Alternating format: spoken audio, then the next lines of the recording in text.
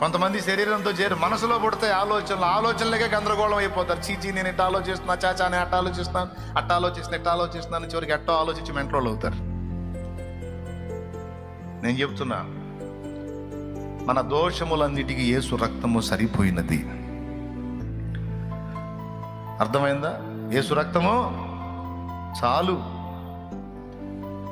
ఆ యేసు రక్తము కింద నువ్వు ఉన్నావు. అలాగని పాపం చేయుదుమా? రక్తము కింద ఉన్నామని పాపం చేయుదుమా? రక్తముతో నిన్ను నన్ను కడిగింది ఎందుకు? ఫ్రెష్గా కడిగేసానరా మళ్ళా పోయి బురదలో పొల్లమనా? కడిగింది ఎందుకు? నా రక్తముతో నిన్ను కడిగాను, మళ్ళా బురదకు పోవద్దు.